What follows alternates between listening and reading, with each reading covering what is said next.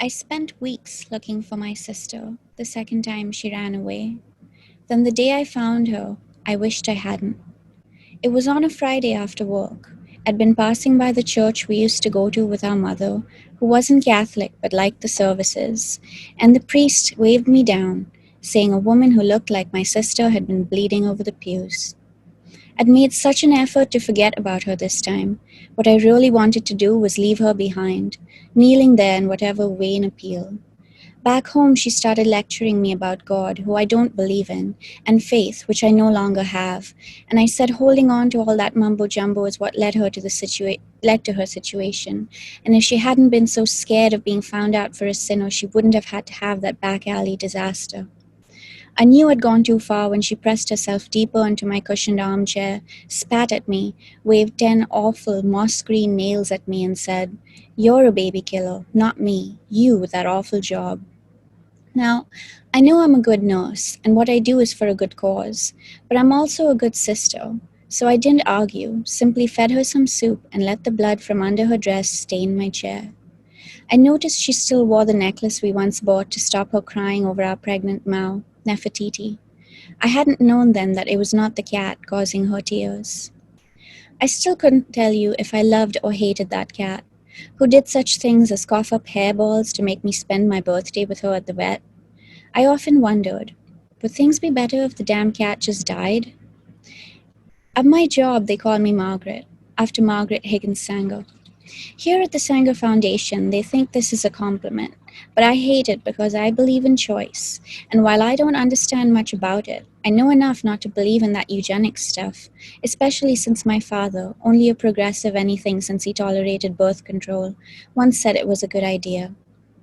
It's only because of all these new laws against unmarried women that we still pretend to sell nothing but advice and male contraceptives.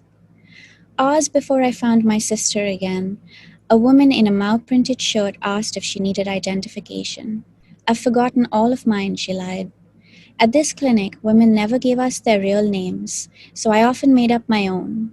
This one would be Nefertiti." Will the doctor be a woman? No. We were taught to be quick, not comforting.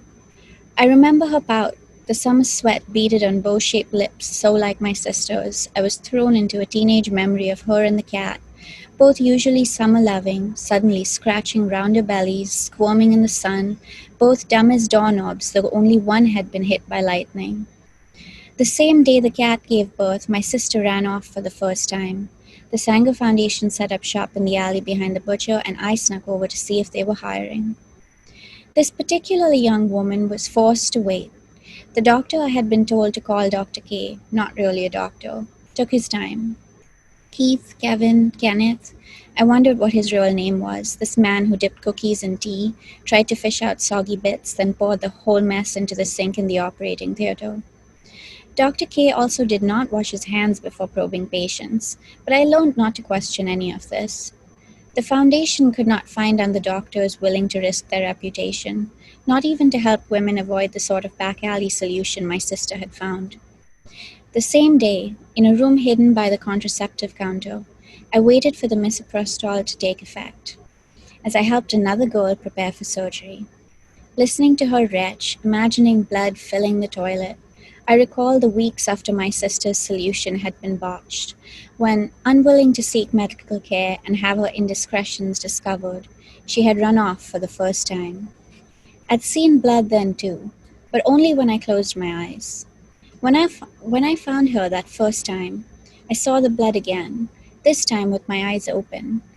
This blood trailing under her skirt as my sister fought, frail, against emergency services. "Leave me alone with my sin," she had screamed. "Everything is going to be okay," I had lied. Our father, like the real Margaret, did not believe in abortion, no matter what the species, so it was no surprise our cat who could not carry her second litter was now dead. My mother always said, "No good woman needs birth control," but maybe my sister had. My sister disappeared again after my mother died of TB, but before the cat died. In the weeks before the priest waved me down, I had rolled a young woman out of an operating theater, given her one heated blanket, charged for two, then asked her to call us in 2 weeks with an update. If she did not, I would erase all traces of her visit to the clinic. I do not remember if she called, since in those 2 weeks I found, and again, in that east wing of the hospital that no one ever comes back out of, lost my sister. A month after my sister bled on my chairs, another woman at the clinic gave me a false name. She called me Margaret, though my name is Mary. I noticed her nails were moss green like my sister's. My sister, who would never know now that our cat was dead.